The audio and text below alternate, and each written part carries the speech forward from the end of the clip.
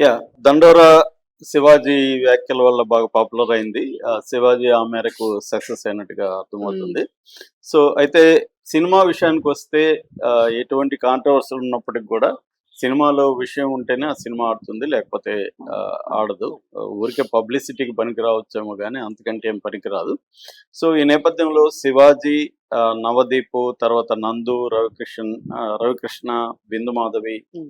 మంచి కాస్టింగ్ అయితే ఉంది దీంట్లో. అలాగే టెక్నికల్‌గా విషయానికొస్తే 'మురళీకాంత్' డైరెక్టరు, తర్వాత 'Ravichandra Banerjee' producer, 'mark robin' music చేశాడు, హ్మ్. 'వెంకట్ ఆర్ శాఖమూరి' కెమెరా తీశాడు. కథ విషయానికొస్తే ఇది 2004 నుంచి 2019 వరకు ఈ పీరియడ్‌లో జరిగే ఒక స్టోరీ. హ్మ్. ఇది ఉమ్మడి ఆంధ్రప్రదేశ్‌లో మెదక్ జిల్లాలో తుళ్ళూరు అనే గ్రామంలో జరుగుతుంది. ఇది బేసిక్‌గా అంతిమ యాత్ర చుట్టూ జరుగుతుంది. నిజానికి దీనికి అంతిమ యాత్ర అని గూడా పేరు పెట్టాలనుకున్నాము అని ఓకే. చెప్పారు. సో, తర్వాత దండోరా అని మార్చారు. దండోరా అనేది గూడా మనం చావు డప్పు అంటాం గదా! హ్మ్. ఆ సింబాలిక్‌గా వీళ్ళు పెట్టారు. హుహు. నిజానికి దండోరా అనేది అంతకుముందు నారాయణమూర్తి కూడా తీశాడు. బట్ ఇది డిఫరెంట్ కాన్సెప్ట్. ఈ మధ్య కాలంలో ఏమవుతుందంటే తమిళ్‌లో ఎప్పటినుంచో గూడా ఆ! దళిత సినిమా అనేది ఒక సెపరేట్ జాన్రాగా అక్కడ ఎవాల్వ్ అయింది. హ్మ్.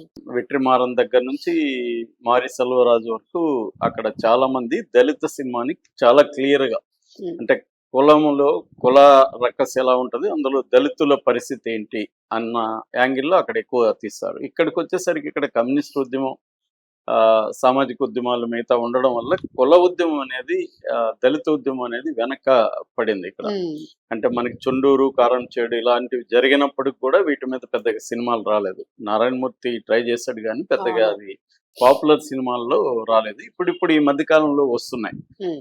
కులాన్ని ఆధారం చేసుకొని ఈ మధ్య కాలంలో మనకు తెలుగులో కూడా సినిమాలొస్తున్నాయి. ఇది కూడా అలాంటి సినిమానే. ఓకే. అయితే వీళ్ళు కొద్దిగా వెనక్కెళ్ళి పీరియడ్ పెట్టుకున్నారు. ఇప్పుడు మరీ మోడర్నైజ్ అయిపోయింది కాబట్టి ఇప్పుడు గాకుండా.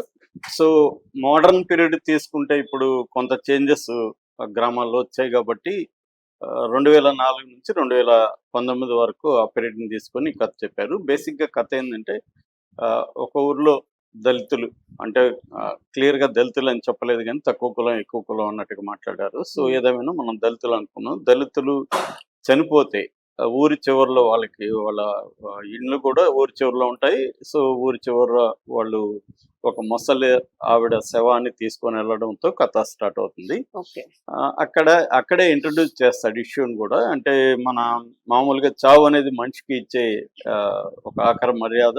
హ్మ్. అది కూడా ఎలా వెళ్తుంది, మన బతుకులైనా, చావులైనా ఊరి చివర్లోనే చివర్లో. ఉంటాయి అన్న విధంగా డైలాగ్స్‌తో వాళ్ళు అలసిపోయి మధ్యలో ఆగడం అక్కడి నుంచి స్టార్ట్ అవుతుంది. హ్మ్. సో, ఈ క్రమంలో ముందుకి వెనక్కి వెళ్తా ఉంటది కథ. అందులో ప్రధానంగా ఏందంటే శివాజీ ఒక అప్పర్ కాస్ట్ అతను.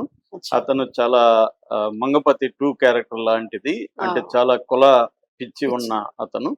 సో, వాళ్ళ కూతురు సో కాల్డ్ తక్కువ కులం అతన్ని లవ్ చేసినప్పుడు అతను ఎలా బిహేవ్ చేశాడు, ఫలితంగా ఆ అబ్బాయి ఎలా చనిపోయాడు, ఈ విషయాలంతా జరుగుతుంటాయి. మామూలుగా అయితే కులాలకు సంబంధించి పేద కులాలు లేకపోతే దళితుల కష్టాలు చూపించడం, ఆ పాయింట్ ఆఫ్ వ్యూలో ఎక్కువ అవును. సినిమాలొచ్చాయి. ఇందులో కొత్తదనం ఏందంటే ఈ అప్పర్ కాస్ట్ పాయింట్ ఆఫ్ వ్యూలో, అంటే ఎవరైతే హత్యకు గురయ్యాడో, హ్మ్. హత్య కి కారణమైన వ్యక్తి లైఫ్ చుట్టూ ఈ కథ ప్రధానంగా ఉంటుంది. ఓకే. సో, అంటే శివాజీ ఇలాంటి క్యారెక్టరు. తర్వాత ఒక వేశ్య పాత్ర ద్వారా హ్మ్. బిందు మాధవి చేస్తుంది. ఆ వేశ్య పాత్ర ద్వారా అతనిలో పరివర్తనొస్తుంది. 3 ఏళ్ల తర్వాత. పరివర్తన వల్ల అతను పశ్చాత్తాపం అదంతా వస్తుంది. దాని తర్వాత అతను చనిపోతాడు. చనిపోయినప్పుడు అతని శవాన్ని కూడా హ్మ్.